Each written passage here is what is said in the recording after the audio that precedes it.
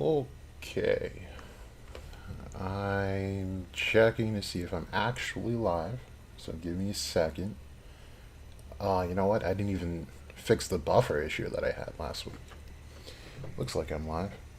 Let me check in here. Yep. We're good. Chilling. Alright. Let's see who's in the chat. I see we got two so far. Probably the highest engagement I've ever had by far. So two is pushing the envelope. What's going on, Goku? Anything new and exciting? Aside from, of course, Black Clover hype, you know? Uh, where do I think we're gonna start here today. A little conversation. Um, yeah, I guess we'll kind of just talk a bit and wait for people to join if they are.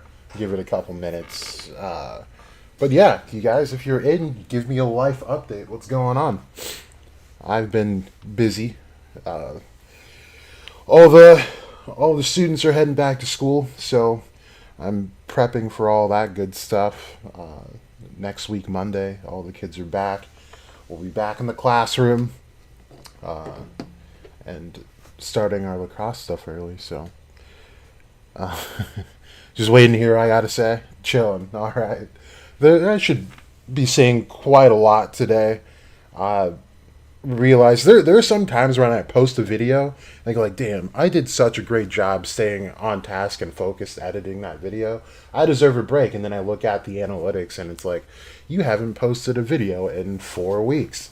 Uh, so I'm really bad about uploading, and I've tried mixing it up in the past with, you guys would know, like, just doing the recording. I first was off the phone until that started getting really glitchy, and then just doing like the same background the entire time, which I don't think was a failure, but it definitely doesn't give you guys much to look at, and my voice isn't that entertaining.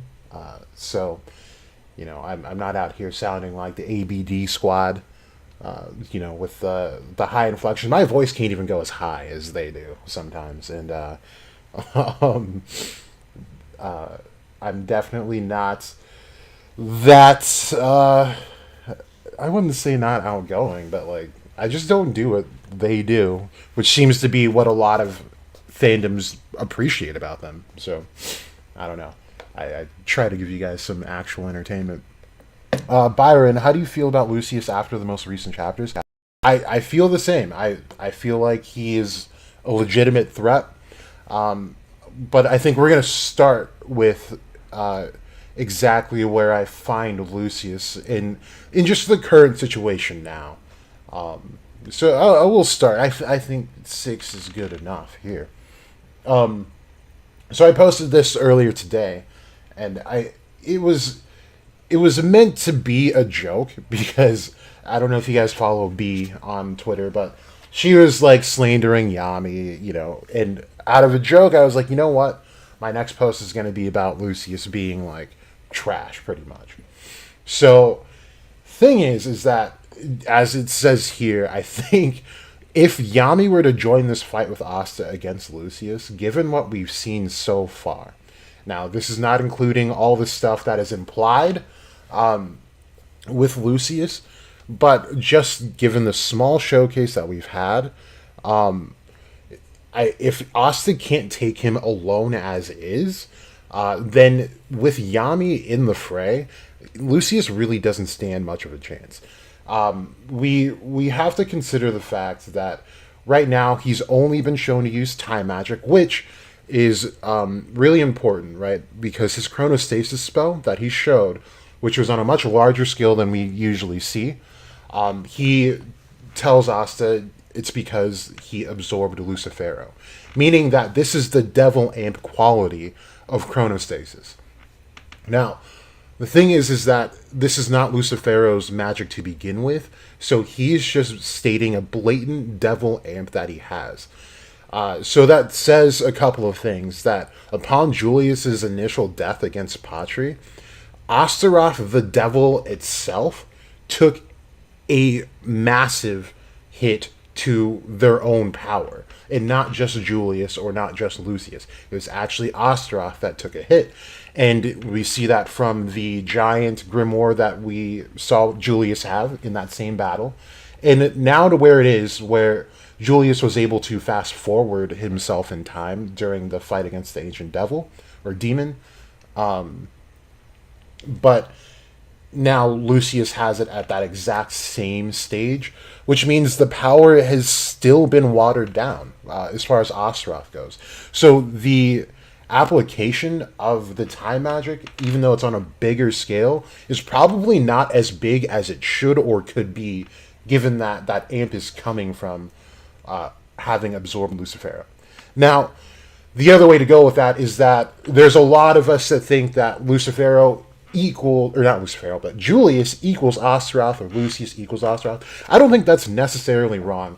We just need to look at some of the more finer aspects of what's going on. But I do think in that sense it does make more sense that either Julius or Lucius would be Astaroth, and they're inherently weakened due to a decision that Astaroth made, which we'll end up going over inevitably. And I kind of allude to this point that I'll go over. I think about a week ago, maybe 2, maybe 3, who knows, 4. I definitely said it though on Twitter. Was essentially trying to spark the thought within the community of what if Astaroth, amongst some other devils that I would say Beelzebub outright, saw the value in being a human and how much that would change the game. So we'll kind of get into that sort of stuff in this video. But as of right now, and I see Broku's in the chat, so I mean, as of right now, I would definitely love Broku's take on this too. Is given what we've seen, if Austin Yami were to face off against Lucius, I personally don't see Lucius coming out on top until we see something else from Lucius. But as of right now, he's got really nothing on the two of them. Especially given the fact that Yami did do a particularly good job against Lucifero. And just the gravity users in general. And Asta did as well. But yeah, let's check out the chat real quick. We don't know Julius's original magic or Lucy exactly. That'll be. I'm kind of deciding. I think my next video is going to be like a really, really long video. However, it's going to contain like a bunch of small points, so it's not just one long continuous thing. So you can actually just break it up into pieces. Or just give them out in separate videos. I feel like the first is a little bit less mind-numbing, and you guys don't have to search for videos on top of videos to find some of the things that I think about this series. But yeah, you're right. We don't know their abilities whatsoever. We know that Julius could at least have a type of transformation magic. I think if I were to point out any faults in this series, and I wouldn't even say faults as in Tabata's dropping the ball. It's just that we don't know enough about it yet. So, like, magic in general, we don't know much of anything about magic. Grimoires, we don't know much of anything about grimoires either. Except that they choose people and are attached to specific souls. And that souls are inevitably reincarnated throughout a however long cycle. Other than that, we don't know anything else. And those are some factors that we would need to be able to fill in those blanks. Jack, how powerful do you think Lucius will be in the series? Probably really powerful, but also dead. So, if we're talking like end of series, I think he would actually just be dead. Okay, Broku, Devil Union and Lucius will probably turn that battle around real quick. Right.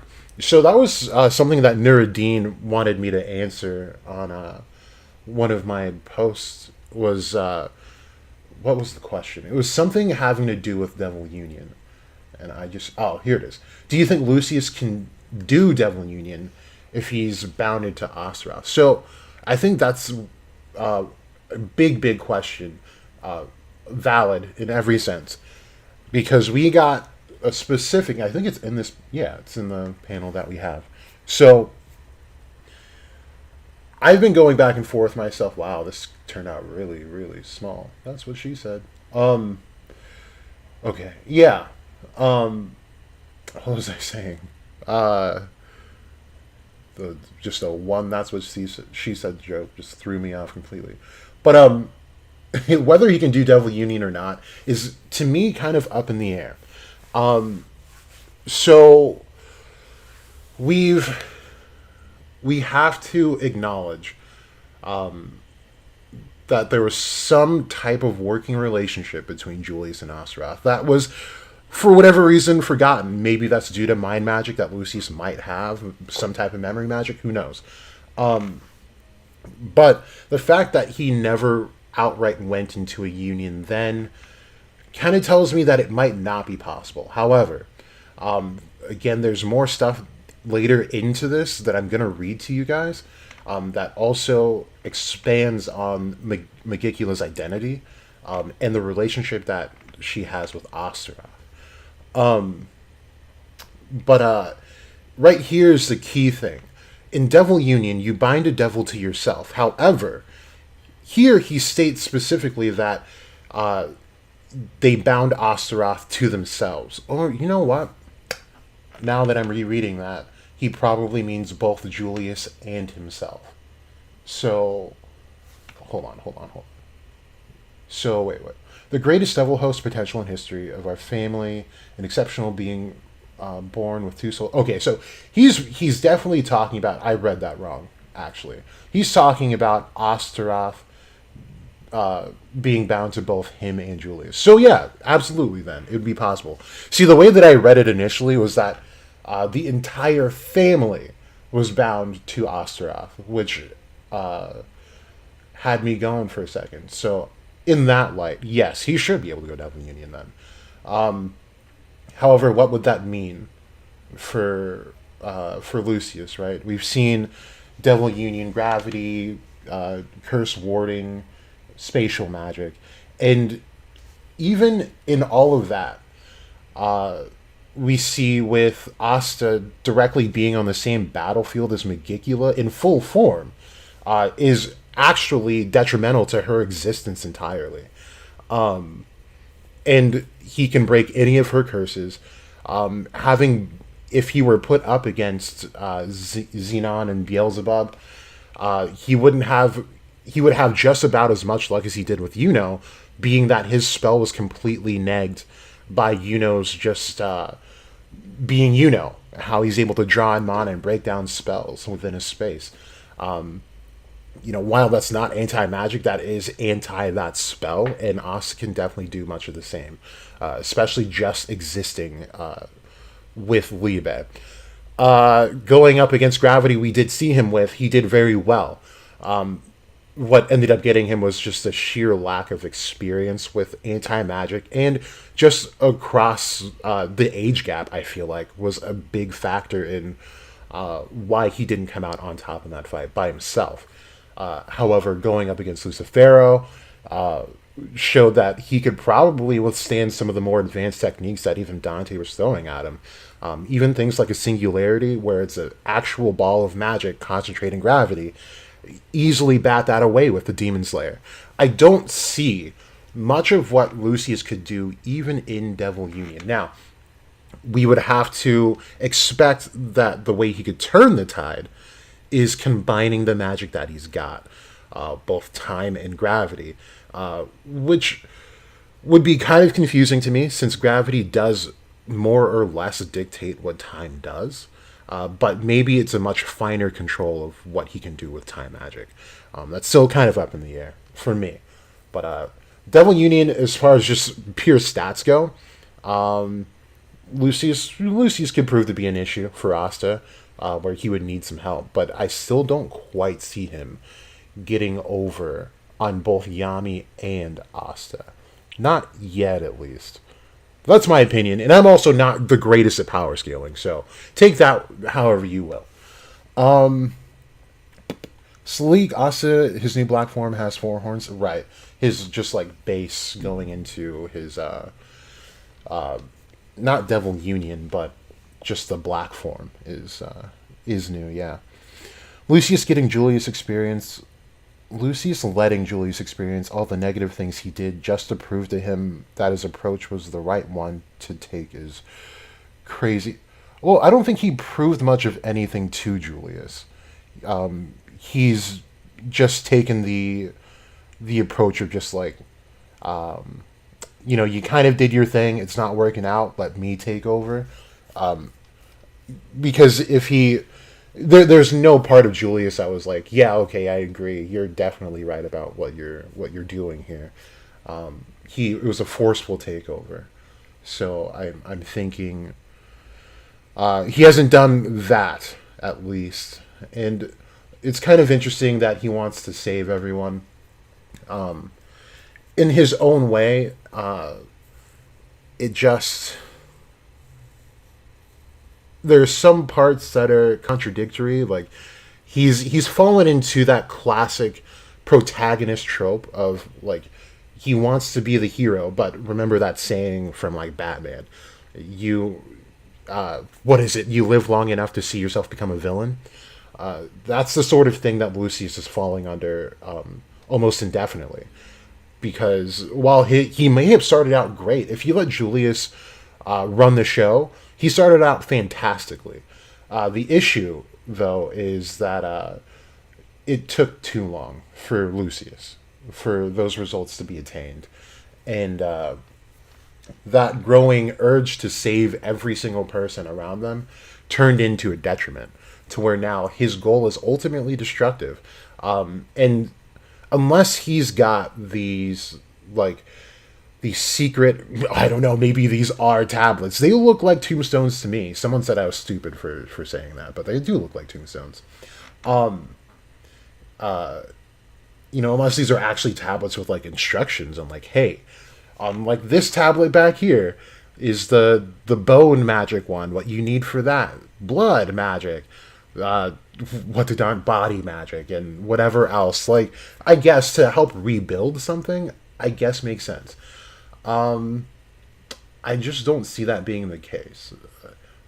I'll tell you, these being tablets just don't make sense to me. Like, you could have finished writing on this tablet back here.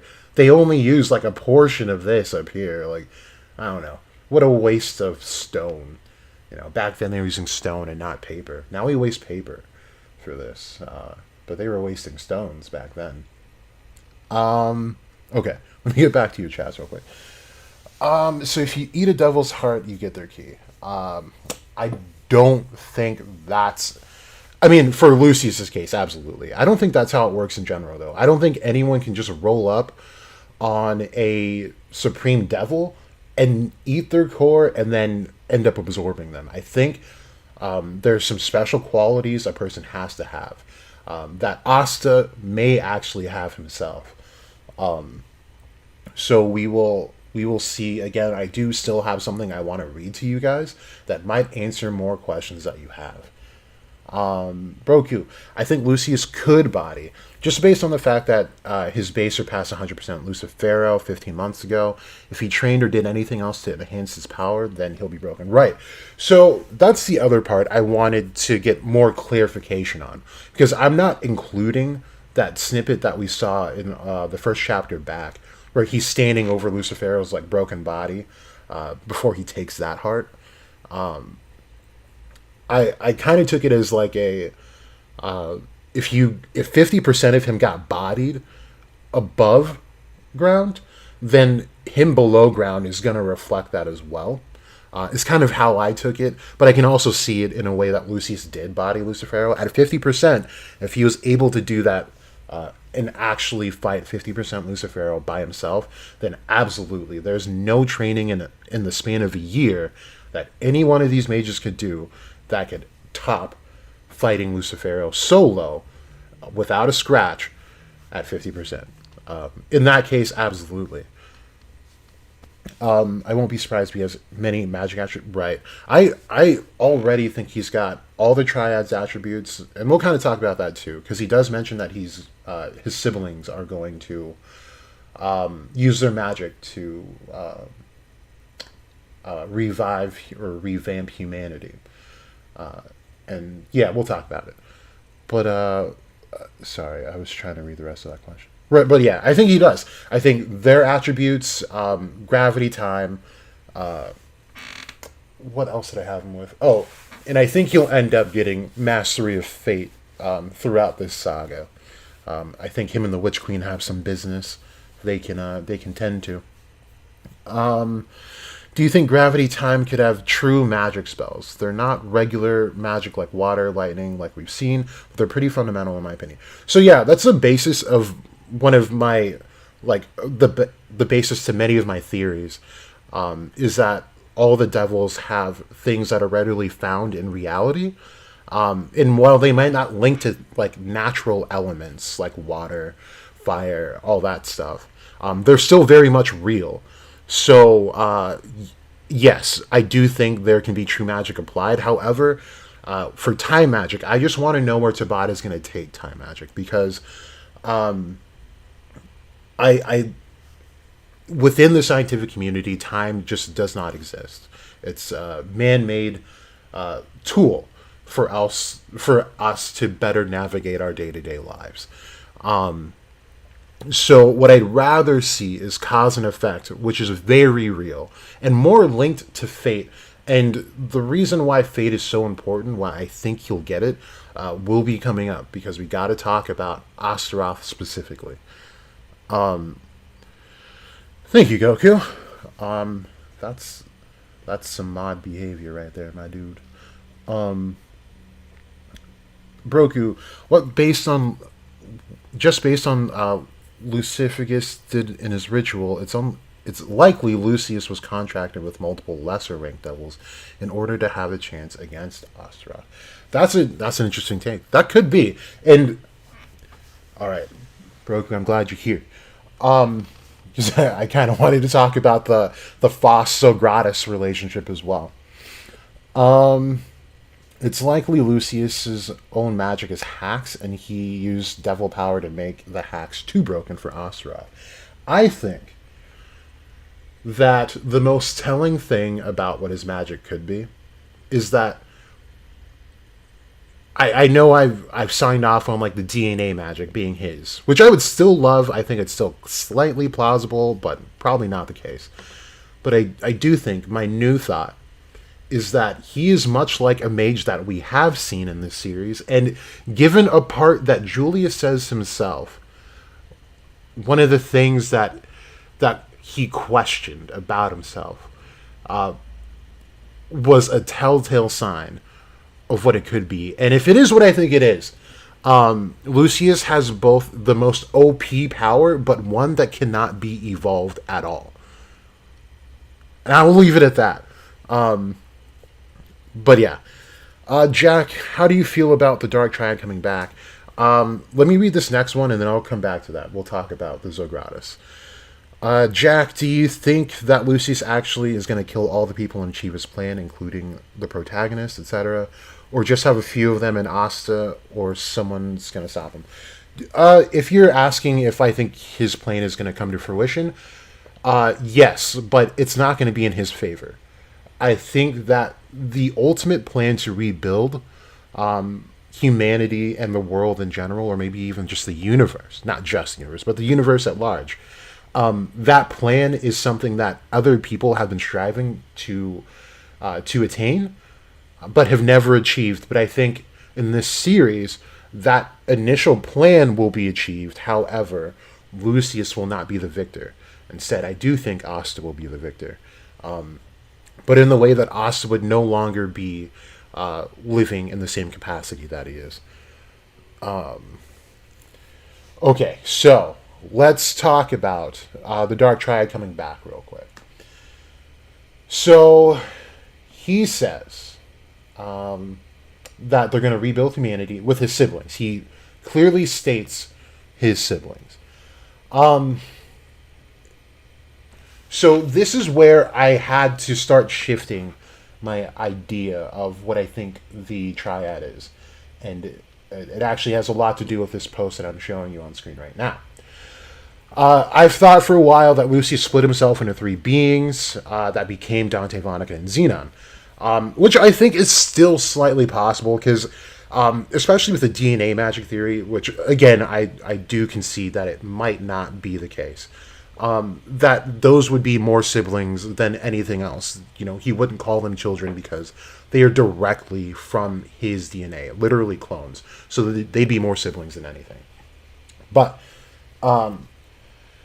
the thing about this is that it goes that way, and it still fits in because, especially with what I'm going to read to you guys after this, I want to read this early on while we still have a lot of people.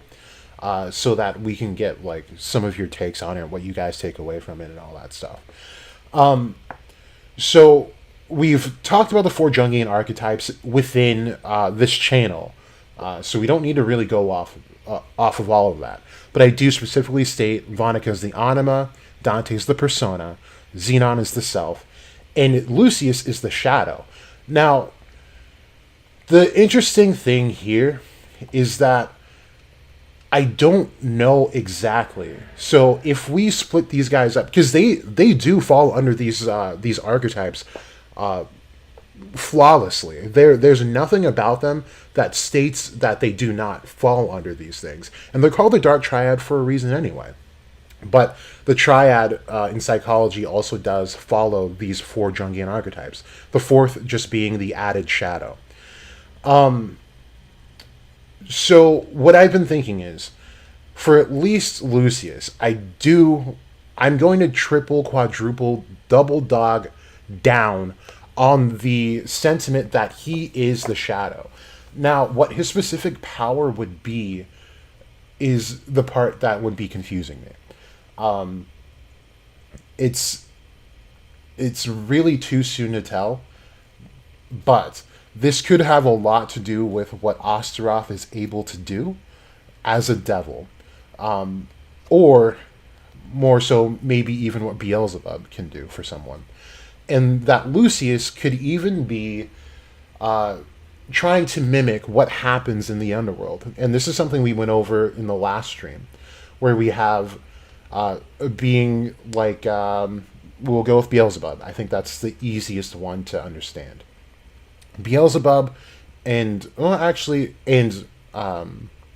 Zenonim, which is his wife. Wife. We'll go with that. They both fall under this. So for Beelzebub, he exists in more than just this place. He's also known as Baal, who exists in a lower tier in the Qliphoth.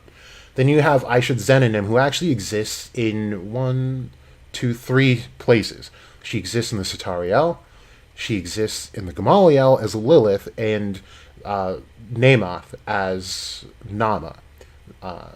So I think Lucius is kind of mimicking what is happening within the Qliphoth, where, yes, these are where he has the greatest aptitude of devil hosting. He would split himself into lesser beings that can do much of the same that he can do, but at a lesser extent, which is surprising in and of itself, being that Xenon was able to go as far as he did, and they all have contracts with the Unholy Trinity, essentially, which are huge, huge contracts. But we also see that Lucius is the only one who's able to use multiple Supreme Devils at his own behalf. So there's an aspect of Lucius that has me leaning towards this mind magic, of being able to nitpick the different aspects of one's psyche and split them as such, but also letting him become the shadow of his own self. Every person is dual in nature, and the shadow in these Jungian archetypes aren't necessarily evil. They don't need to be. They can actually be very good. So, like, even if you I don't know, in the League of Doom, right? You have who's in the League of Doom? I have no idea why I use that analogy. I don't know who's in the League of Doom, you guys, but like, let's say, I don't know, Plankton from SpongeBob, evil, right? He just wants the Krabby Patty formula for himself, and he wants to recreate that on a mass scale while taking out, the Krusty Krab. So even in Plankton, in his evil self, even he wants the greater good of humanity, right? So just by Julius existing means that Lucius is not all bad. However, if he actually killed Julius, then that goodness no longer exists. So to me, I think the mind magic does flow, but I don't think it flows in the way where it works like Marx's magic, where he's manipulating memories and such. Maybe he could do so within the beings that he splits off into, like he obviously did for Xenon. But it's like I said, it's tough to say. We of course need more. We would need to wait. But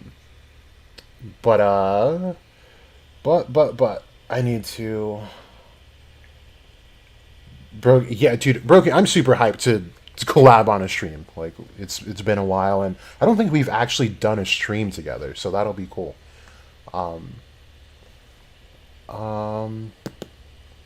Okay, let me read you guys this excerpt. It's about a page. It's a little over a page. So bear with me here. But what this has to do is with Astaroth and the realm that Astaroth rules in. Now, this is from the source that I used for my Draconian Path playlist. So this will end up being just a video in and of itself, just the read-through and maybe a couple of thoughts here and there. But I also don't think I have it on the playlist yet, which is a fault on my end. But we'll read it, and you guys let me know what you think as we're going along.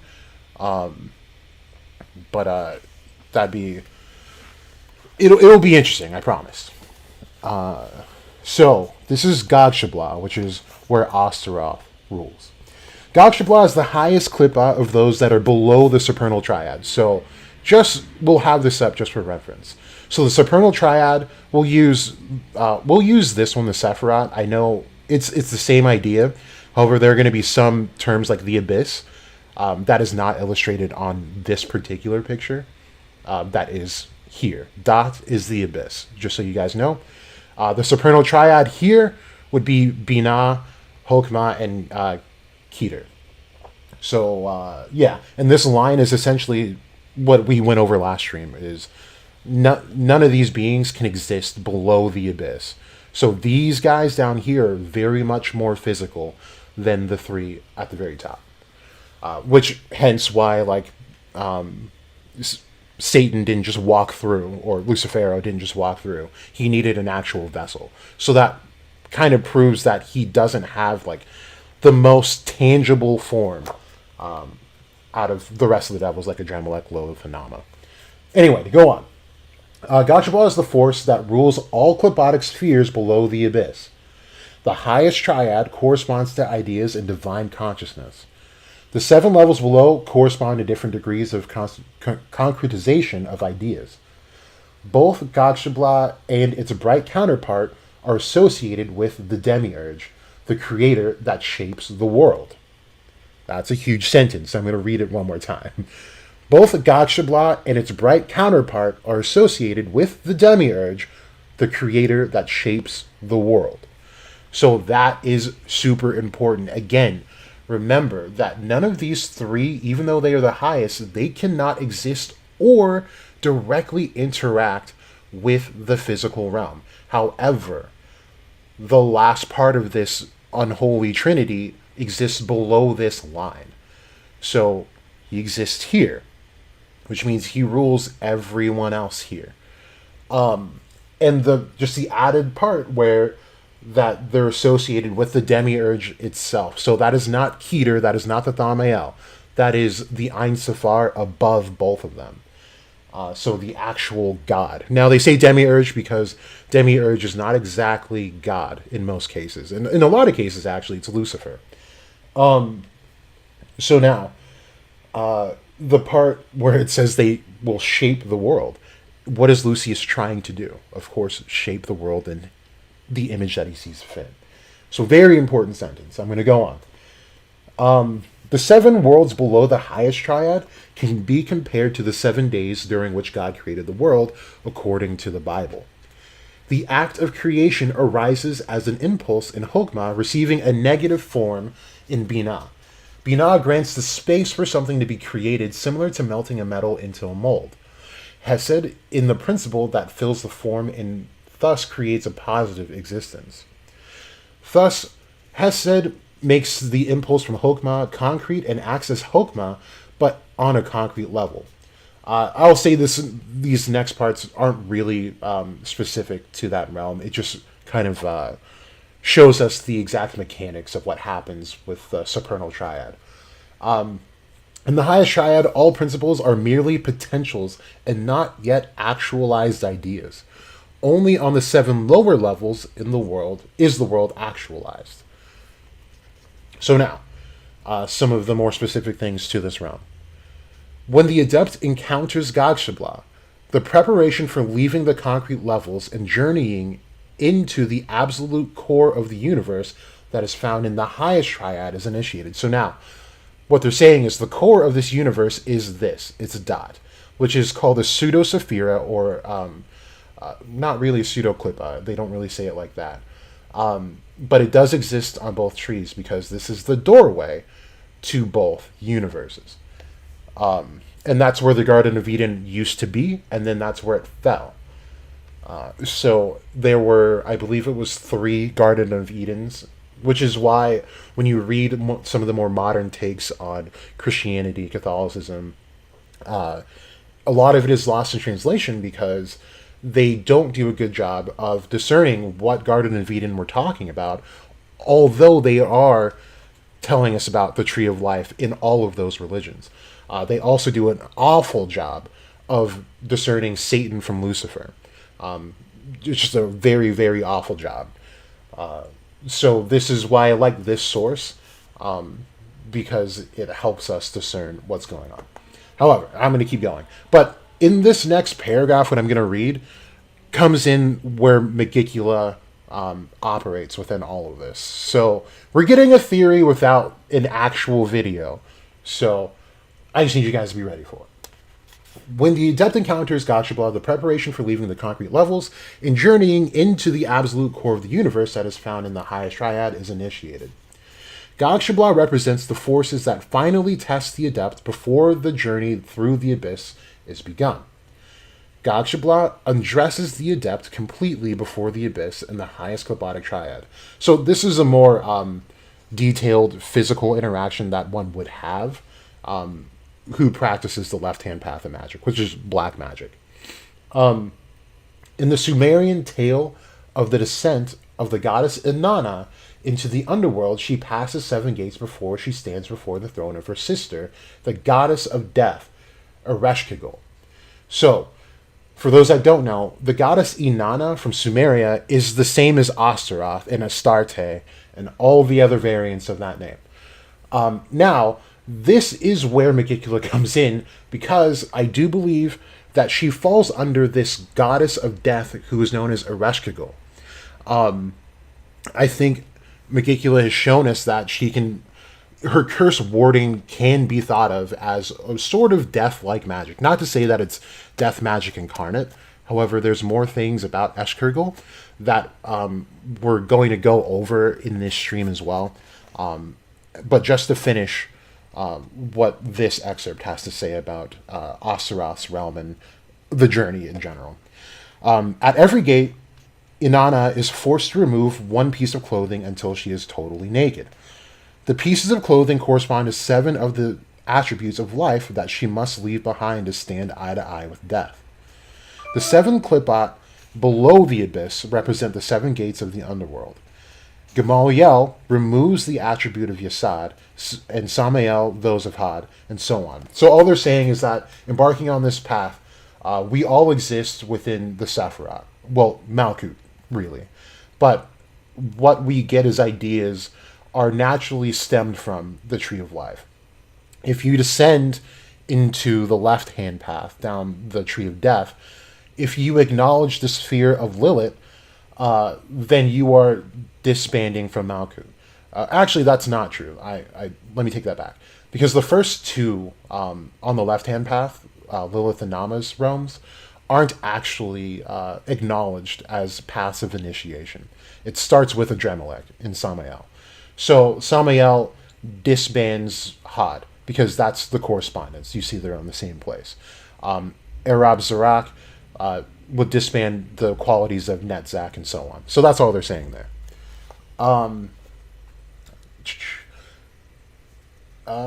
So Gakshabla removes the last piece of clothing and guides the adept towards the abyss and the innermost domains of the underworld. Gakshabla represents a higher level of erotic mysticism. On this level, lust and suffering are transcended and pass over into each other in an ecstatic energy that lies beyond the polarity between attraction and repulsion. The adept goes beyond any difference between lust and suffering. The energy of death, Thanatos, is transformed into the energy of life. Eros and the emptiness of the abyss is filled with energy that enables the metaphysical rebirth in the midst of death, which is important there because Julius actually does go through death and his rebirth. And I don't think it's a mistake that he was able to come back. And then we get Lucius. So I got one more paragraph, and then I'll take a look at the chat. You guys let me know what you think about this so far. The demon Astaroth rules Gakshabla. Astaroth is also called Ashtaroth or Astarte, and was originally a Semitic goddess of fertility and war, equivalent to Ishtar among the Babylonians and Inanna of the Sumerians. In Goetic texts, Astaroth is called the unpure Venus of the Syrians with female breasts, but he has the head of an ox or an ass. In the Goetia, Astaroth is the 29th demon and is in possession of tremendous wisdom. Astaroth can inform about the past, the present, and the future, and can reveal all secrets. Astaroth was one of the foremost of the fallen angels who were thrown into the abyss, and Astaroth can tell the adept about the fall of the angels and the reason behind his own fall. Okay, so that's all from that passage that I wanted to read to you guys. Sorry, I'm just trying to bookmark it so I can close the book. So, right now, what that explains to me is that we do have a working relationship between who took Astaroth's spot when he left, which I believe would be Ershkigal in this. And Ershkigal also goes by Anat in Egyptian lore. And they both have names that go all the way back and all the way present here, but going by different names. So it's a matter of tracking them down, as you would have to do with most, and as we've done on this channel with Beelzebub. Throughout time, the names change. And Ershkigal is not a ruling force in the present demonology and all that stuff. She does not rule over a realm, I should say, although she would still be a prominent force. So if Astaroth leaves, then the next up would be Ershkigal, which could easily be a sibling. Now, I don't have exact origin stories, of course. However, Astaroth being Inanna and all of these other figures like Astarte, the story is much of the same until you get to the most recent parts where we acknowledge this former Astarte as Astaroth, a male. And that thing is that Inanna and Astarte both take descents into hell on their own behalf. They are not thrown into hell. They go down there themselves. And they both come back up. So that's the important thing here, is that what was the pretext of Astaroth getting to the underworld and leaving it? And I believe because Astaroth is really the only one that is a wholly separate being throughout different cultures and civilizations, that has its own particular following throughout all the generations, all the names that they've gone through. And one of the most impressive things that I have about Astaroth in general is that when we read about the goddess Astarte, or even the goddess Inanna of Sumeria, not only do they take their descents into hell and then come back out themselves, they are also known as the queens of heaven and also the brides of God. Now, this goes back to every time I get on the stream, I forget that the what's it called? The search function is different, and I hate it. Anyway, I don't think I want to look for it. It's just too much. So one of my thoughts for a long time is that Megicula is Aishat Zenonim, who lives not there, but in the Satariel, which kind of flows with the whole, taking Astaroth's spot, but it also in a way does not, because Astaroth would be here below the Supernal Triad, while Megicula would exist up here within the Supernal Triad. Now, this is where Crowley's tree becomes more important. I discussed many times that Crowley's tree is very intentional and more dynamic, because Lucifuge Rofocal is the ruler of Satariel if you look at almost any other depiction. Crowley puts Aishat Zenonim there and places Lucifuge in Godshabla, and actually places Astaroth in Golachab. And originally that should be Asmodeus, but Asmodeus is now moved alongside Adramelech in history, which I think would be very cool. However, I say this to say that we might have a case of this devil being linked to both good and bad. And I say that because I said this in one of my earliest videos talking about the tree of life and the tree of death, is that in the creation of the heavens, this tree, God creates, he's pouring in light. So imagine, I don't know, some guy with like a big bucket of water, but it's all light. Outside of this tree is pouring it into the first sphere, which is Keter. Now, once Keter's full, it holds the most amount because it has the most capacity to do so. Now, then it spills into Hokmah. And Hokmah, while still in strength, starts to represent something more than just the unity and power of God, which is Keter. It represents something else. I won't get into the details of each one. Then, of course, it goes down to Binah, and then it goes down to Hesed. Now, this is where things start getting really shaky for God, or the demiurge here. Because as he starts pouring into the sphere of Gevurah, it breaks. And it breaks 10 times. Why 10 times? Because that is how many vessels we have within the Klippot. So these broken vessels are due to Geburah being failed so many times. And what happens is that they fall into what's called the Zimzum. Now, it sounds like a silly word, but it's just their word for like empty space, the actual void. And within that void, they create their domain. Now, not to say that these spheres don't exist within the Zimzum, but it's a fall from where these heavenly spheres were. And after it was failed 10 times, they kept going. Now, the next interesting thing is that not only does this belong to Astaroth in Crowley's tree, note that I did say Asmodeus is here, but there are attributions saying that Lucifer fell from Geburah, and his fall created Dot, which is the abyss, which would lead him outside of that tree. And I think that's a very particular relationship to have with two of these deities.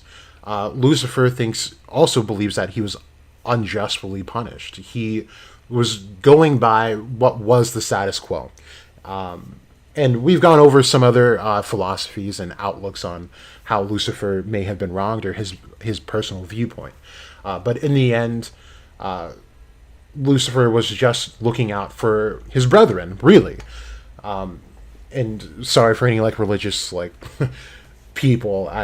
There's actually a fair amount of evidence that says Lucifer was not this crazy, awful being, but may have descended into such upon his fall, of course.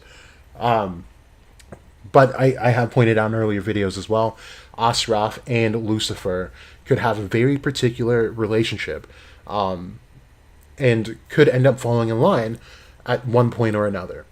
Now, this is the next part I want to talk about. It's a bit of a spoiler, but I haven't really said anything, even alluding to what I think about this, aside from a video.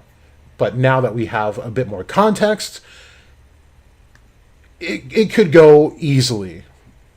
It could easily not happen as much as this could happen. Now, I want to get to this this spell. While I look, you guys let me know what you guys want me to talk about or clarify. I know I've said a lot, but how do I get to my profile? Jesus. Okay. Makes sense because decaying world is death. Yeah, exactly. I just want the picture, and Google's not up to date, really. But I want to talk about this instance with the Chronostasis spell that we saw. Okay. So, check this out. We just have to... Let's break it down one by one first. Because within this spell, he's able to stop time for everything that dwells inside, right?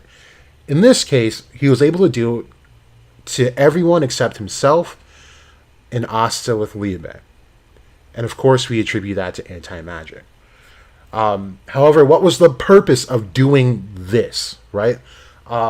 Because this is a large-scale spell that is not invisible to the naked eye. So even if this were going on, the point to this doesn't really make much sense unless you look at it in the way that I'm about to tell you guys.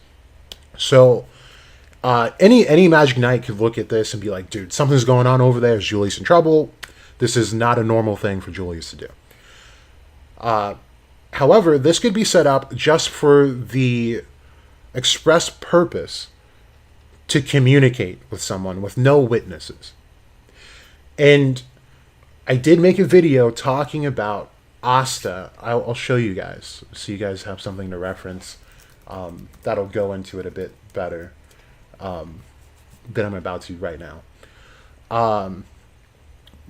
But I have this conspiracy theory that Lucius set that up himself to communicate with not Asta, but with Liebe. I just want to show you guys a video so you know what to look at. This one right here. So Asta the God Eater. Take a listen to that video. And as you can see with the thumbnail, the intention behind it was to throw this kind of loop that we saw in Attack on Titan, where Eren he's pretty much a genius this whole time. Or at a specific point, things started turning. I think it was when he met Historia, which actually, this follows a lot of the same ideas that we did see in Attack on Titan. But when he met Historia, that's when he realized the game plan that he needed to make and where he fell into that. So, in the same page, I believe, right? We see that Asta's looking at Lucius as the spell is activated, but Asta's not under the spell. And to me, I don't know. Maybe the anime could definitely clear this up when they get to this point. It's just the one thing I kind of hate about manga is that those in-between sections can be interpreted in many ways. And I'm not one to take things at face value initially. But if he set this up for communication, and let's say he decides to engage with Liebe, acknowledging him and his presence as a devil, aiding a human. Now, this human that he's talking about is a flaw. He points at us and says, "You are the only thing that, doesn't fall into this new world," essentially. But he doesn't mean that about Liebe. He does not mean that about anti-magic. It's just about Asta having no magic. No being in this world should have no magic, is what he says. So he must eradicate him.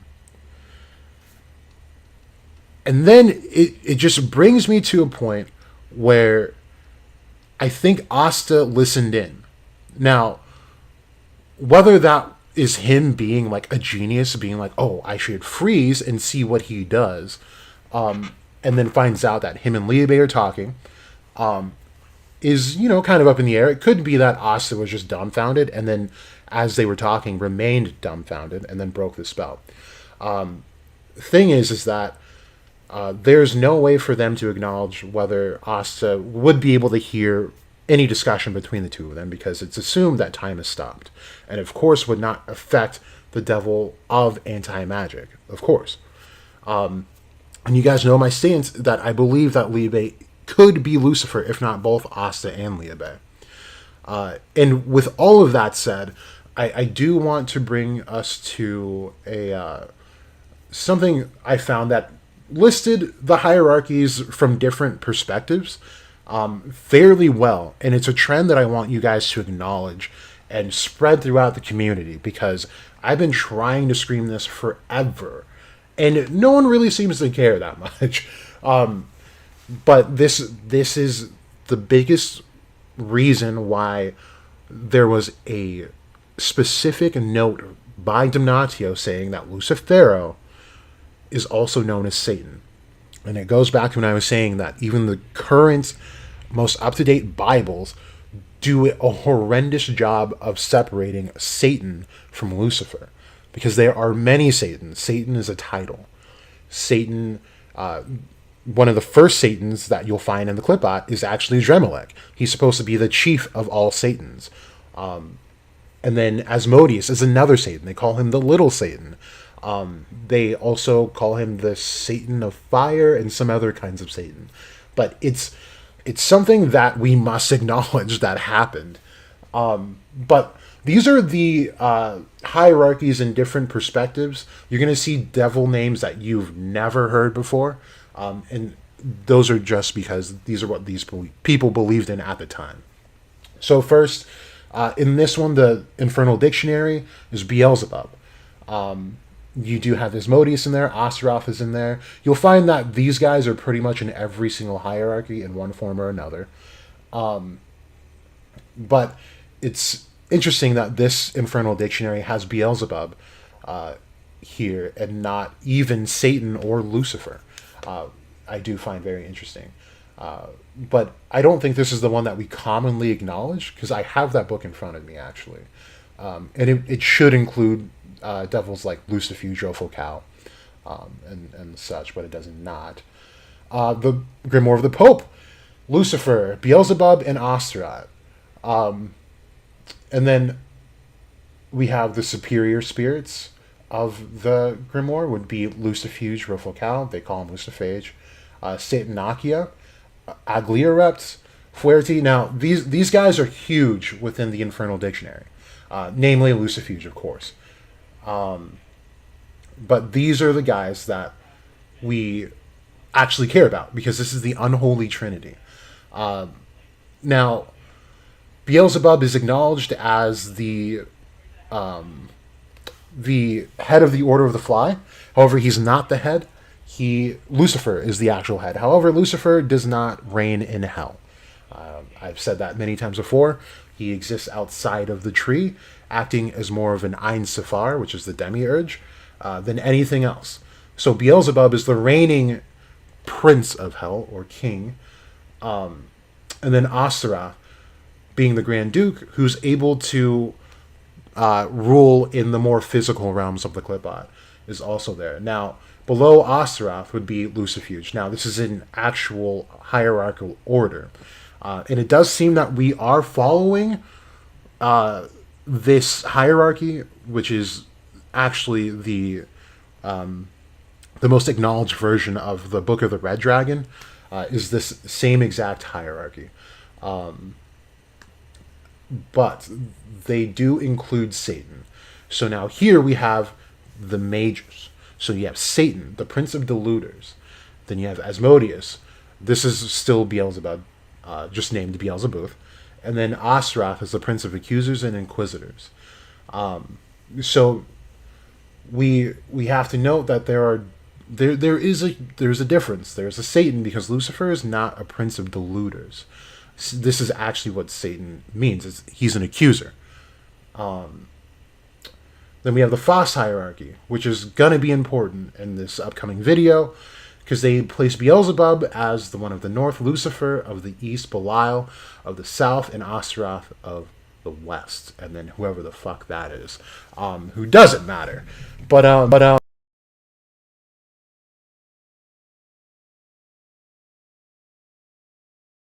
the relationship the Phos have versus the one that we see with the Zogratis, because there are some fundamental differences, but also a commonplace for both families. So here, this is the hierarchy of hell of Johann Weir. Now this one is Johann Weir in general is more of a how would you put it? It's not that he's not respected, because he is, very much so. But it's more so that his ideas aren't as widely acknowledged. So if we were to put it on a scale, Crowley is the least acknowledged of all of these philosophies. His ideas are thrown under the bus time and time again because he had gone against the church at a point in his lifetime, especially when he started acknowledging himself as the Antichrist. So they did everything in their power, and still do everything in their power, to disavow everything he has ever done. All the books that he's made, like the Ramblings of a Cocaine Addict, are books named by people that have tried to silence him. So very manipulative tactics. I don't know Johann had fallen under the same things, but they are definitely not as recognized as everyone else's. However, they are still rather accurate to some of the earlier philosophies and religions. So here he puts Beelzebub as supreme chieftain. Then he lists Satan, who occupies the second place as Prince of Darkness. Then Moloch, and then you get Pluto, Baal, and then Lucifer. And the rest, you still have Astaroth towards the bottom there. This one, so I brought all of that other stuff up as far as his ideas not being respected, just because he involves Pluto into this directly. So Pluto is not a goetic demon. He is not a Solomonic demon. None of the above. However, Pluto exists within, I believe, the Roman mythos. So for him to place Pluto there shows a bit of misunderstanding of how to identify deities, whether that be above or below, because Pluto is directly attributed to Lucifer. So crossing that lore, that being the only place he places a deity of that mythos, just shows a fundamental misunderstanding of what's going on. So, like I said, his ideas are not essentially respected as much as everyone else's. But I do think he also died at a fairly early age. Did he not? No, he lived for a good time. So yeah, maybe he's just stupid. Okay, then we have the demons of the seven deadly sins, which we're all familiar with. Lucifer of pride, Satan of anger, Mammon, Asmodeus, lechery, Beelzebub, gluttony, Leviathan, envy, and Belphegor of sloth. Now, note here, even still, we are separating Satan from Lucifer. Now, while Lucifer is attributed to pride, I do find it personally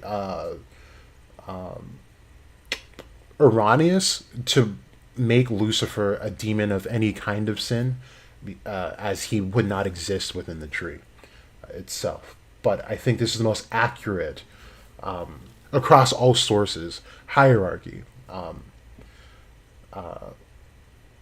At least having named Lucifer first. Mammon isn't. The reason why these guys are placed so high is mostly because Mammon is usually stated to be either Lucifer's son or Asmodeus' son, and then Asmodeus is stated to be Satan's son, or sometimes even Beelzebub or Lucifer's son. So it's kind of weird, but in this depiction where Mammon is acknowledged, Belphegor is acknowledged as not the Antichrist or the Beast, but instead just another fallen angel. So it really depends on what you're looking at, but you have to know how to look at it. But yeah, all I need to push home is that Satan and Lucifer are very different beings. And then, this is an important one too. So we have Mephistopheles and Lucifer Rofocal, which should be Lucifuge, but his name is based off of Lucifer, so that's all they're saying. So these guys are important to this lore of Astaroth. The reason being is that we have the legend of Faust. Lucifuge Rofocal is the main demon who presides over all contracts having to do with anything demonic or even just like elementals, and even as long as they're not angels, if you want to make a contract with them, you go to Lucifuge Rofocal. And the book that you follow is the Book of the Red Dragon, and the demon that you encounter upon these rituals is usually Mephistos or Mephistopheles, or Astaroth, given the legend of Faust. However, we did do a specific video aside from this, maybe a year and some change ago now, or maybe even 2 years, where if we look at everything Mephistopheles corresponds to, it all ends up back at Astaroth. So, again, just knowing how to look at this stuff, it's just very interesting to see that sort of thing. And even here you have Adremelech, the Prince of Fire. I've never seen him attributed to fire. I know he's a solar deity, and they do sacrifice kids to Adremelech, but that's because that's another one of those cases where they were really worshipping Moloch under a different name, which is worshipping Beelzebub. So yeah, there's just a lot to go over. So kind of getting back to this, if we're getting into like this Order of the Fly thing where they don't acknowledge Satan as their leader, instead they overthrow him, which has happened by Beelzebub. This would imply that Lucius is at least working alongside Beelzebub to make sure this happens. And there's a thought I've been playing back and forth with for a long time. I've always said Lucius, if not the same being as Beelzebub, is at least working very closely with him.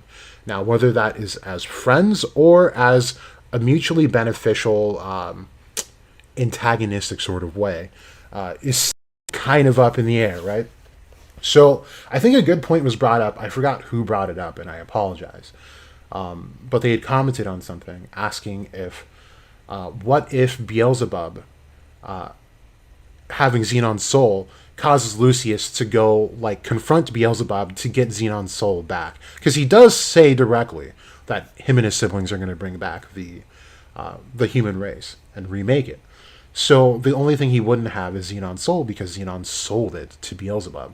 Now, this could be a great thing for Beelzebub in reasons that I've mentioned in other videos, which really just comes down to him being able to evolve his own power because he's got a human soul, which means he's able to evolve. And more so, he's also able to get a grimoire should he come topside. But Beelzebub seeing that he would be ranked below Satan. Satan is always above Beelzebub. But Beelzebub is just smarter than Satan, which is why even in lore he was able to overthrow Satan. Beelzebub could be using Xenon's soul as a bargaining chip. So this would be a backwards relationship in a sense, where they're working together, but the only thing keeping Beelzebub safe from Lucius is the fact that if he kills Beelzebub, he's essentially killing Xenon and would not be able to remake humanity or even save his own kind, where he wants to save everyone. So this could be really problematic for Lucius and one of the only things holding him back from completing this plan. So I think that is something worth looking at. And should it be that Beelzebub and Lucius are at odds and he's holding Xenon's soul hostage, this could make for an epic 3 to 4 way battle for the world. Because then we also have to acknowledge the Grinburials and their connections. This I'm going to talk about in the video, so I don't want to go over that. So I'm just trying to remind myself of some notes I wanted to go over.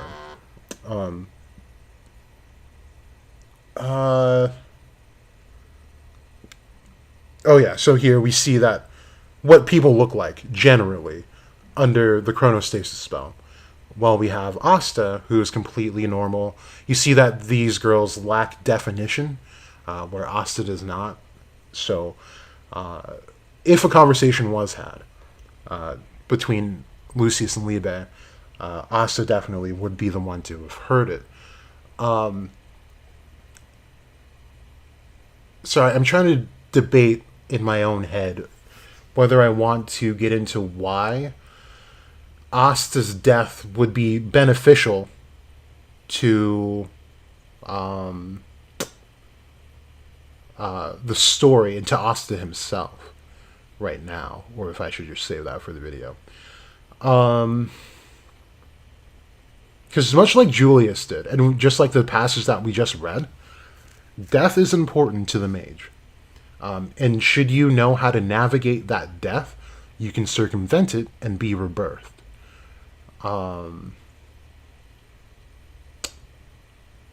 Yeah, I don't know if I want to go over it right now. But just know that Asta dying here would neither be an ass pull, nor would it be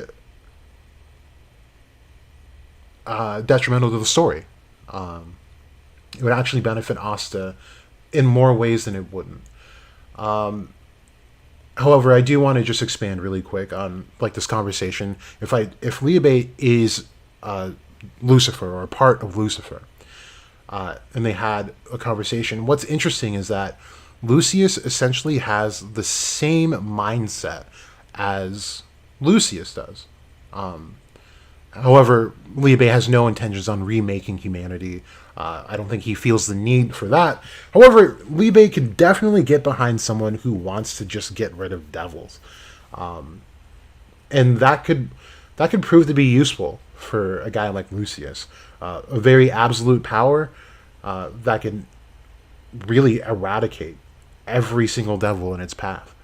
I don't know. I'm sorry. I get into this rant every single time. I just don't see how we don't see that Liebe is like the top dog in the underworld. He really is.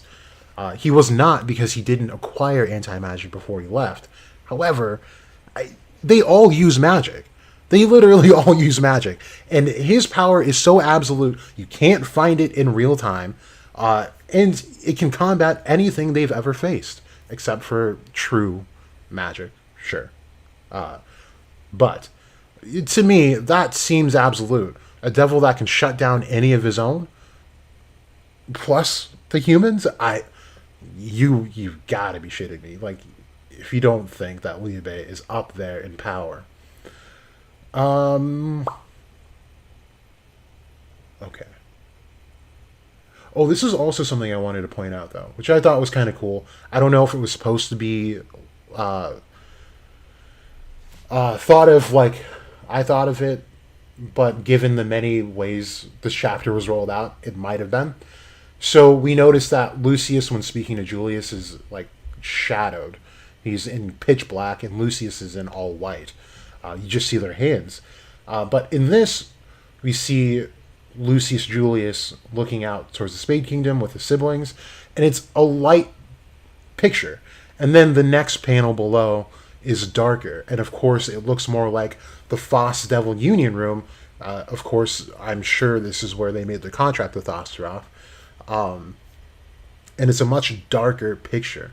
So this seems to depict that in the top picture, we would have maybe Julius. And we even notice that he doesn't even have a wheelchair at this point in time. While Dante and Vonik and Xenon seem to be around the age that we saw them in the flashback, where he was sick and in a wheelchair. So either something happened in a very short amount of time, and that put him into a wheelchair, that made him get sick, or this is the difference between the two.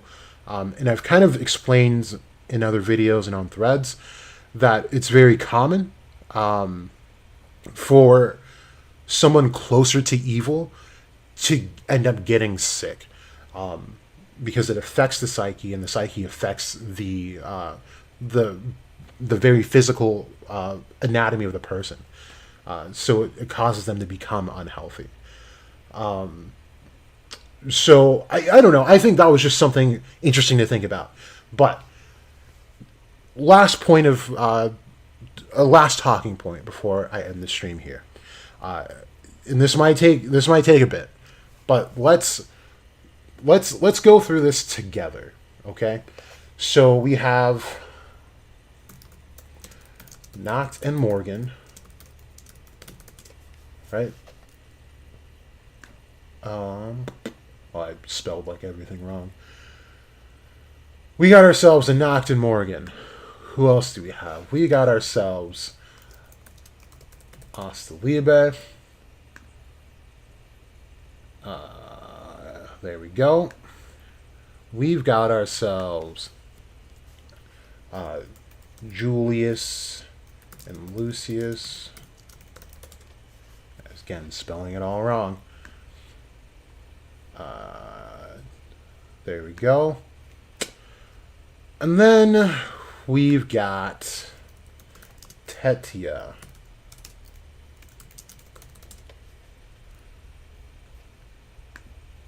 Here. And this is the part that I want. Wait, where is it? I need the better. There we go. Here we go. Okay. So, for my astute members out there, you might be able to see what I'm getting at. But, let's talk about it. To me, I think there was a very intentional race to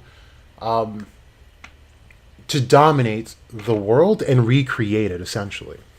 So what we have up until this point... Oh, how could I forget? Sorry, one more. Patri and William. Hey, do you guys say, just out of curiosity, do you guys say Patri or Patoli? Oh gosh, Black Clover, please. Because, I mean, in like the guide, see it's Patoli there, but I've been saying Patri this whole time. I don't know. Patoli is like a board game, if I'm not mistaken. Okay. There we... and we'll tack it on with these two when we get to it. So up until now, and we'll try to go in chronological order now. So up until now, I think we've had failed attempts at a very specific thing, and that specific thing is undying bodies, a perfect body. Now, we have a case like William, who's got the two souls. However, they cannot use each other's magic. Patri had to go out and get his own grimoire once he awakened inside of William, and cannot access William's magic, and vice versa. So in this way, they are imperfect, could not achieve that unified duality. Now, we go over to... Oh no, I said chronological, but I should have started here. But actually, we'll end here, because that's important. Of course, you have Lucius and Liebe. Okay, we'll go to the Foss. So we have Noct and Morgan, and there's no coincidence that these dual souls, dual grimoires. All actually, I should pull the up now that I mention it. These are all. I'm forgetting others too. I want a specific picture. Very, very specific things happening here. We'll use this, and then I need fauna.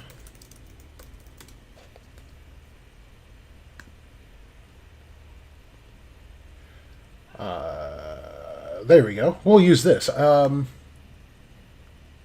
Yeah, I love that. And then we've got Mars. Okay. Okay, I think we just about hit everyone I need to.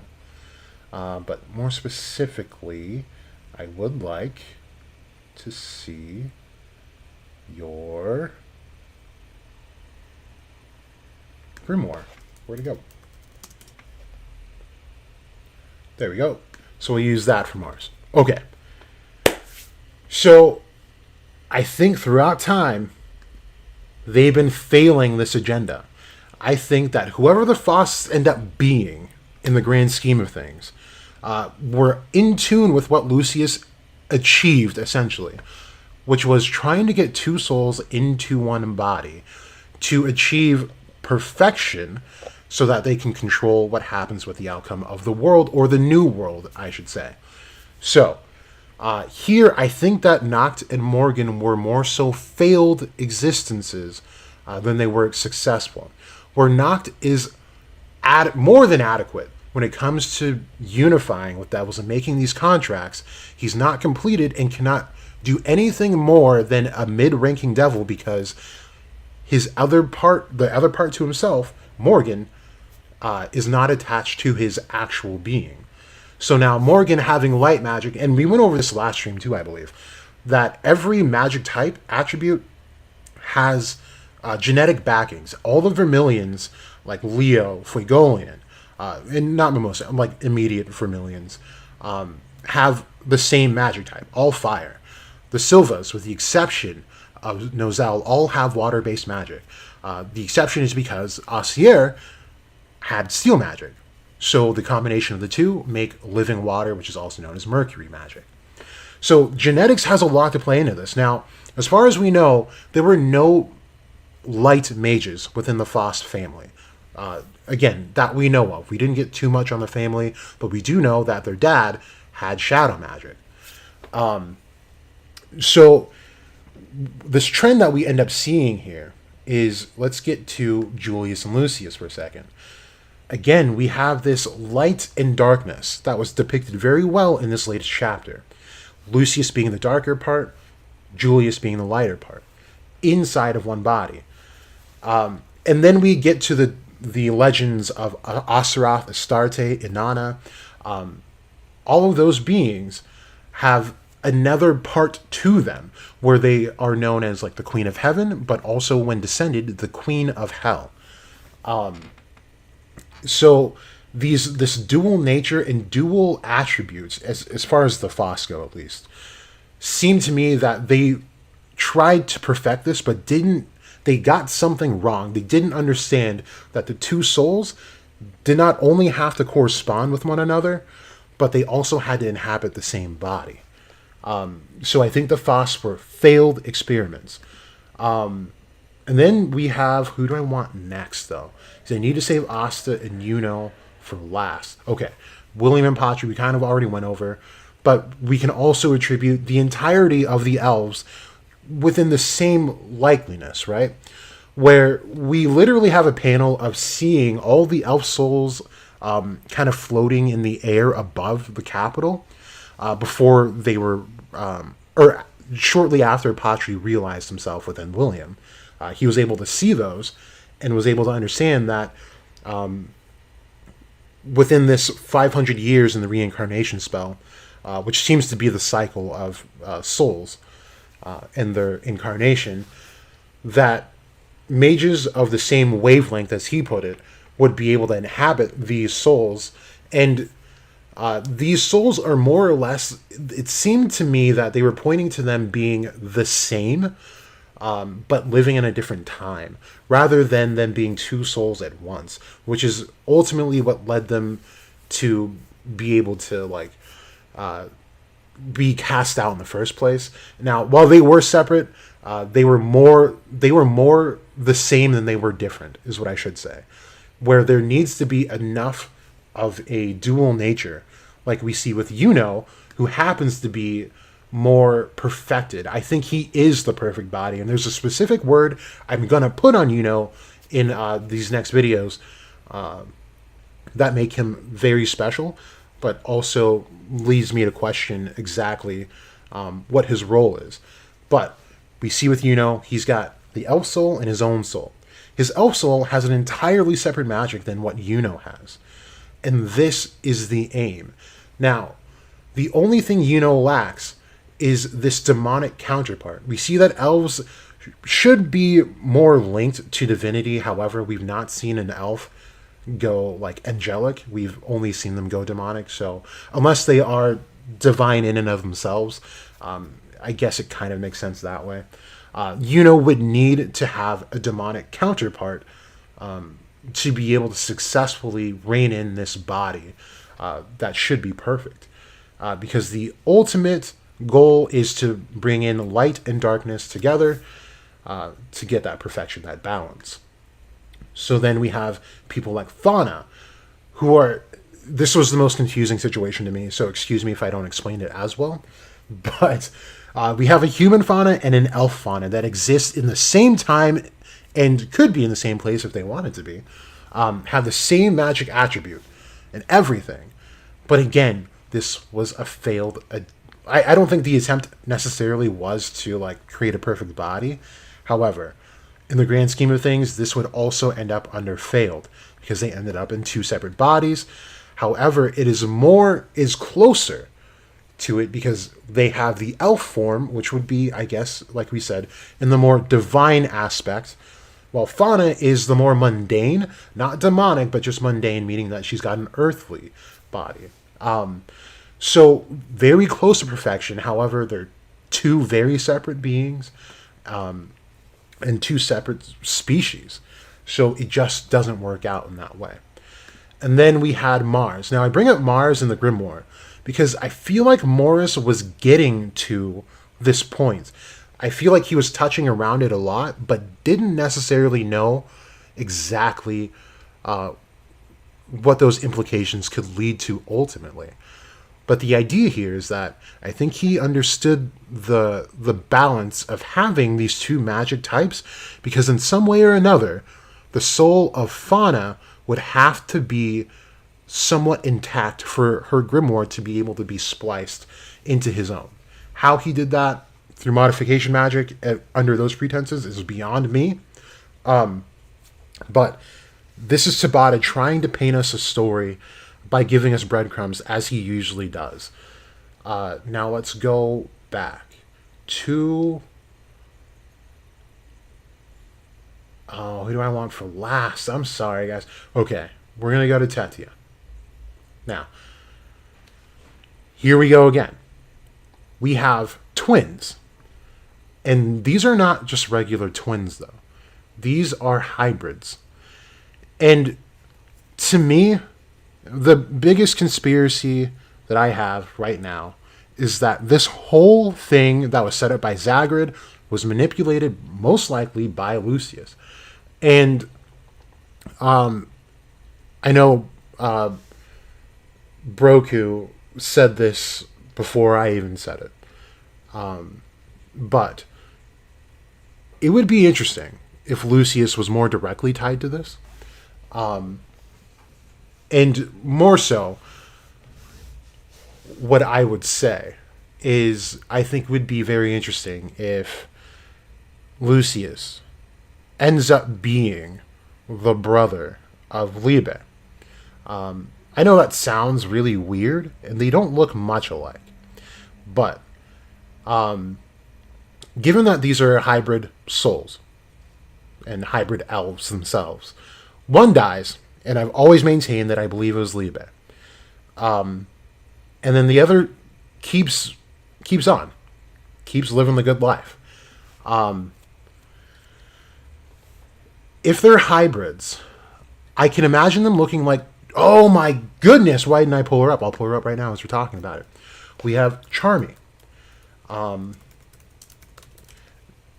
Now, Charmy is a very particular case because we know she's a hybrid of a dwarf and a human when they come together. But look at what happens to her grimoire when she unlocks her full potential. It gets split in half. One half is dark and the other half is light. Now, I do believe that Lyra does express that this is rare for hybrids, or I can't remember if he said that hybrids are rare, or the fact that they're able to wield dual attributes is rare. It might have been both. But this is a case that can happen regardless. So if you have the hybrid soul with a hybrid grimoire, you have dual attributes. But then let's say those twins are normally split, right? The common belief is that one twin is light, one twin is dark, giving us that yin-yang nature. The thing is that if you split the twin that is already a split of species, then one twin would be more light, the other one would be dark. Kind of how we got with Noct and Morgan, right? So now, one of them would have an outlier to the magic. So I want to go back and look at Yuno and his elf's magic, where everyone was saying how, like, I don't know. I get into, like, the weirdest debates, but, like, I've been debating the sword and light magic since I've been, like, doing this. But when he came out with the Spirit of Zephyr, to me, that's not a wind-only spell. It involves light, to me. That might be stupid of me. But it's clearly glowing. That is not wind. Wind is... I don't know. No one's ever said it, but essentially what you're saying is, like, it's hardened wind. I just don't buy that. Because now that it's acknowledged that it's the hybrid elf soul of Licht's son, one of the sons, then we know that son has to have sword magic, along with wind magic from Tetia. And, I'll find it right now. I think I've showed it on another stream. So, no. I can't look at that. Okay, so these are all, like, my scripts and stuff. So, and some workouts. What the fuck? Where'd it go? It was probably, like, super early on. I'd sent it to Broku, Wizard King Minato, and I think Buzzard was on that chat as well. Fuck. I did. So if you guys some of you guys might still be in high school. If you are, then you should be aware of, or at least be getting to know, a Punnett square. And what that is really tracking what familial traits offspring would have. Fuck, I don't know where it would be. Damn it. No, I can't. It's not in here.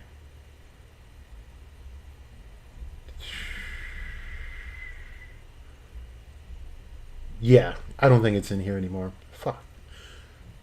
Anyway, if I find it, I'll just post it on Twitter. Anyway, so getting to know this Punnett square, and like I said, all magic is due to genetics, which is why I emphasize the DNA magic for Lucius and how that could be really important and beneficial. But you have sword magic, which also has qualities of light. And then you have wind magic from Tetia. So now, one of the offspring will definitely have sword magic. One will definitely have wind magic. One can even have both, as we potentially see with Yuno. That spell seems to be of light nature, but more so it is sword magic. And I believe it's even stated by Lumiere that he's using sword magic and not just wind magic. So, right there, it tells us that he's taken on the wind from Tetia, the sword from Licht, not necessarily the light.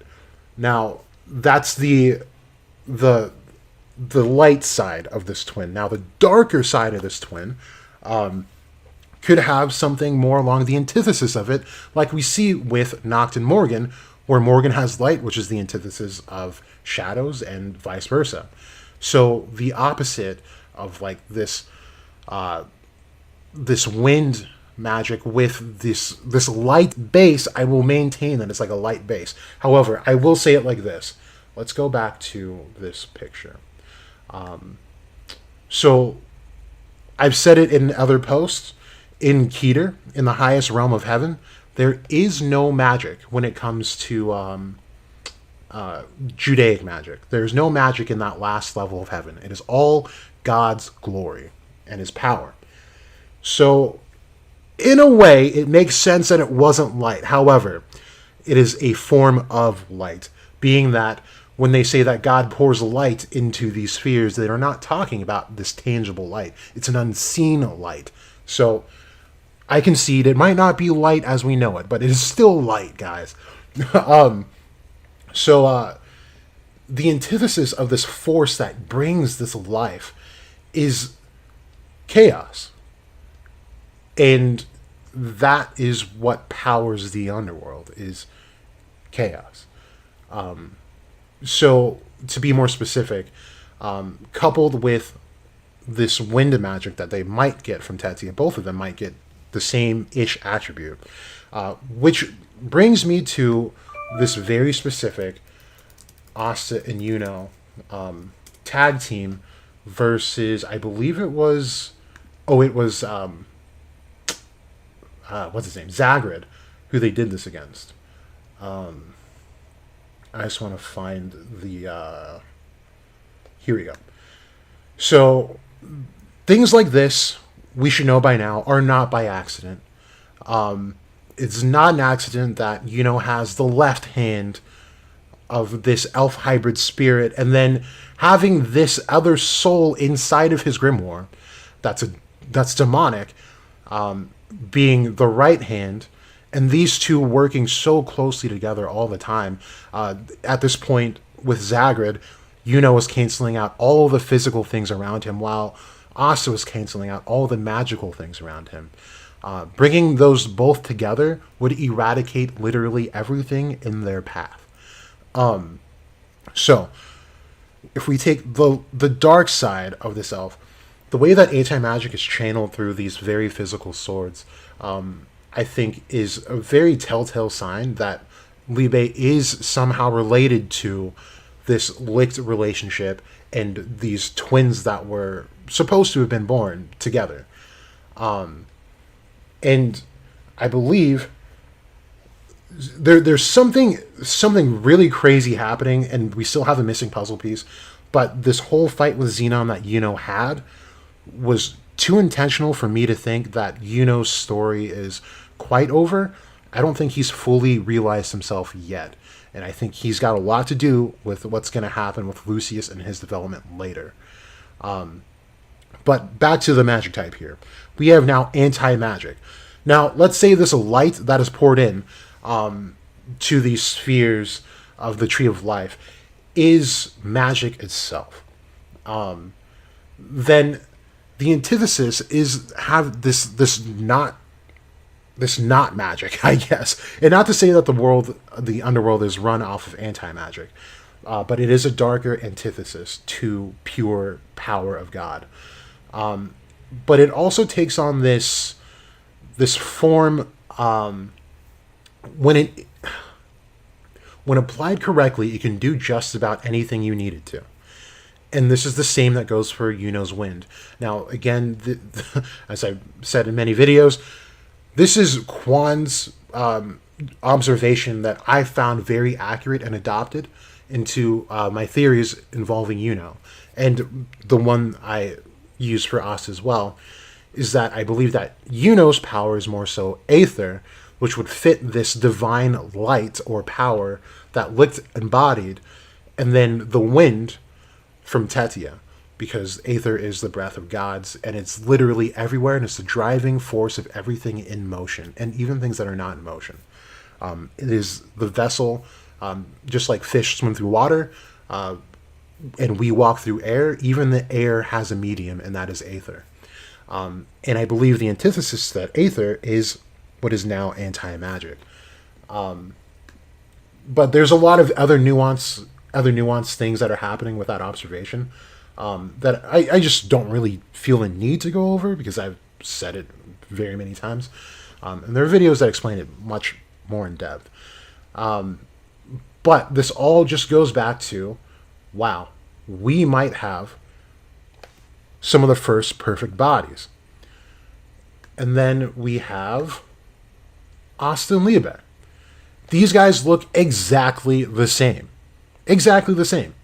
And we see, even in the elf arc, when we see the souls of the elves, they look exactly like their human counterparts.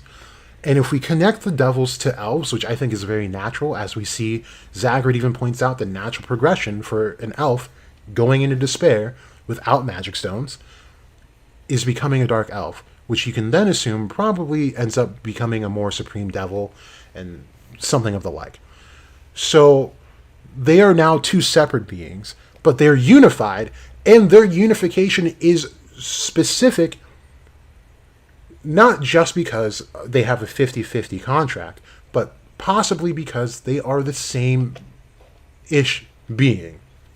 I only say same-ish because they would have to be different fundamentally as well, which they are, because Liebe ends up attaining a power while Asta never does, or at least never gets the chance to. Because if he's a lot like Yuno and has celestial-based magic, I've been playing with planetary magic for Asta, because we have the stars, and the only thing left from the stars are planets, and that would definitely fit the Earth Spirit thing very well. Also fits the Angel thing very well as far as the Sandalphon Metatron video goes. It just brings it in pretty nicely. But if Asta does have a more celestial magic, having embodied Liebe for so long, he would never get the chance to realize it, because also never realized his own magic until we got to the Spade Kingdom. And the way it's realized is obviously different than everyone else just attaining a grimoire. We saw like lights come down from the sky for That's not normal. So it could. I'm getting on a bit of a tangent, but kind of thinking out loud. It could just be suffice to say those with celestial magic awaken at a different time or different age than your normal people do, where they achieve it at 15 years old. So it's tough to say, but I do think that if Asta dies, he'll be separated from Liebe. And we pointed this out before. The point of alchemy when it comes to souls is to successfully separate the body from the soul without the body dying, and then bringing it back. And when the soul comes back into the body, that is when perfection is actually achieved.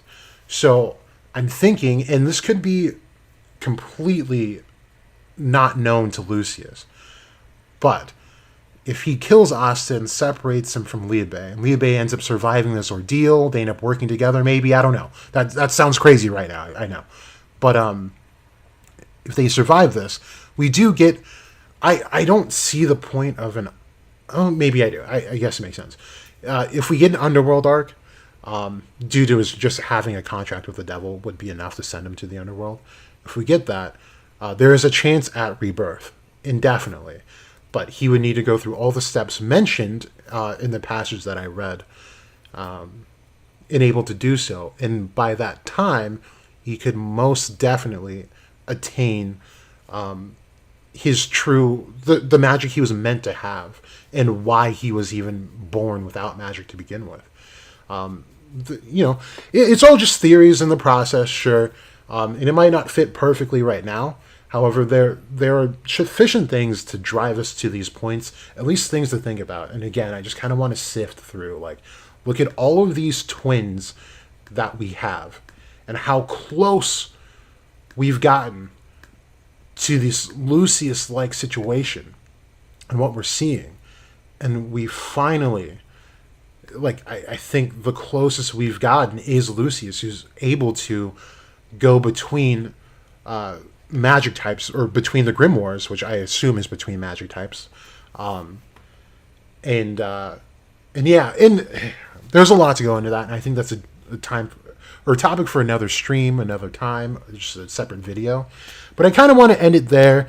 I haven't seen any new things come up in the chat. Let me look real quick. Really want to hear the theory about Adept's death being beneficial. I think in the Draconian Path playlist, it shows, or it details that further. But I've also talked about it. I think it's called the LHP on my channel. There's a whole video about the left-hand path. In that Xenon video that blew up, I definitely talk about this one. Or no, not this one. What was it? Oh no, it was this one. Okay. I do talk about the left-hand path and what that means for any mage or adept seeking power and all that stuff. So all of these videos are the Draconian Path playlist. I did not get to... I got to Sigirian. So yeah, I stopped just short of it. So yeah, I'll make that a separate video. It won't be too long. I'm trying to find the one that you can just listen to and be all right. These are super important videos now, though. This whole row, sheesh, I was on something. Temple of Black Flame is also a good one if you want to know more about descending down the path of black magic. Where is this video? It hasn't been that long, dude. I feel like I've not been doing this forever, but also it's also just felt like forever. Shoot.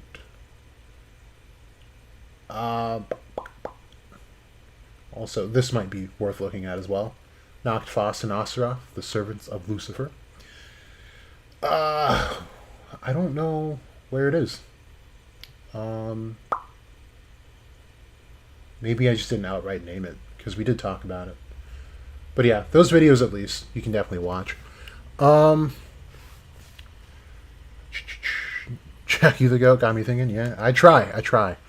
Also, I say, oh, you say Patri? Yeah, I don't see anyone saying Patoli anymore. They used to, but yeah, I don't see anyone saying it.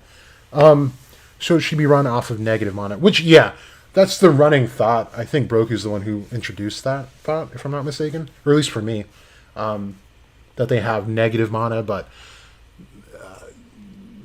it's just like, what does negative mana imply, you know? As long as it's not anti-magic, I'm totally for that. Like, demonic mana is a separate thing, canon, so could be. Andres, did you say that you think Lucius and Liebe are...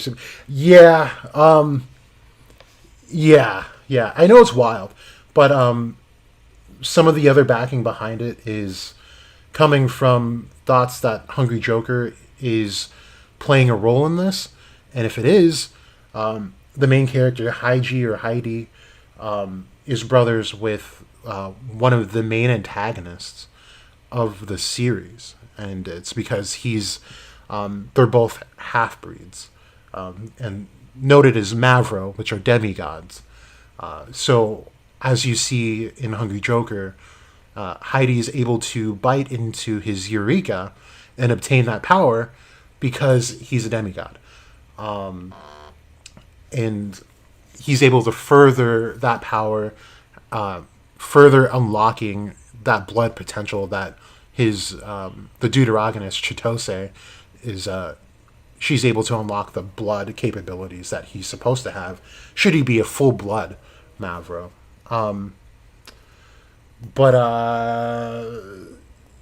Yeah. Anyway, they're I think his name is Barshit, or what is his name? Barshit. Yeah. Heidi's brother is the main antagonist, and I think it's all...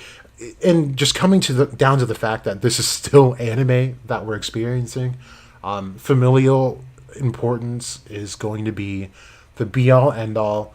It all inevitably ends up like that. So, just kind of realizing that and just trying to see where it fits. I think it does fit, but we still have quite a bit to be able to. We have a lot to wait on to be able to confirm or deny a lot of these things fully. But yeah, that's kind of all I've got. So, Andreas, yes, read Hungry Joker. I think you'll have a really different outlook on this story. His brother was named Noct. Excuse me, but yeah, Barshit was Heidi's like real name. But yeah, if you read Hungry Joker and even reread it, you'll see there's a lot of things in both series that seem to be more than just Easter eggs to me. But yeah, I think Barshit was Heidi's like original name, but we only know Noct as a Noct. If I'm not I could easily be mistaken. Noct, Hungry Joker. Let's find out. Let's confirm. Yeah, so Noct calls his brother Barshit. I want to know. I never looked it up, but let's figure out what that even means. Barshit. You take a shit in the bar. That happens sometimes. Okay. Colin's dictionary. What do you have to say, Colin? Okay. Is a feminine noun. Remember that in German, both the spelling of the word and the article preceding the word can change depending on whether it is nominative, accusative, genitive, or dative. Okay, but what does it mean? What? How is this Collins dictionary? It doesn't have the definition or translation of what? Okay, well, Colin, you ruined it. Roughness, harshness, gruffness, curtness. Don't sell my information. Reject all of it. That's interesting. Gruffness, harshness. Heidi's not really any of these things. So Heidi's not who he should be to Noct, is what I'm gathering. But yeah, that's Heidi in Hungry Joker. But can I stream on Saturday? I should be able to. This Saturday. Yeah, I've got nothing planned. So yeah, Roku, just message me like the best time. I think we're in the same time zone, so that shouldn't be an issue. Just let me know what time works for you. I should be able to stream. I shouldn't be causing much havoc around town this weekend. It's my last week off, so I should be home. So either way, just let me know. But yeah, I think I will end the stream here. There's a lot that needs to be discussed, so I'm still waiting on one thing to finish up before I release my next video, and hopefully it's like 5 seconds, but hopefully it's cool enough for you guys to be like, damn, worth the wait. But yeah, once that's done, the next video should be up. If it's not up in a reasonable amount of time, I'll do another stream. But yeah, anyway, you guys, thank you for tuning in. I know I have a lot to say, and not a lot of it makes a ton of sense when it's not being rushed. But hopefully you guys do some research on your own as well, and see how I'm arriving to these conclusions, and why some of my theories seem just so outlandish, and why I refuse to let some things go and whatnot. So definitely try to do your research on the own. I'm open if you guys have any questions. Just message me. I don't always get the notifications, but you can message me when I do open them, and I'll answer them as best as I can. But anyway, you guys rock. Thank you for tuning in. This has been Jack Oates the Goat. You either know or you don't.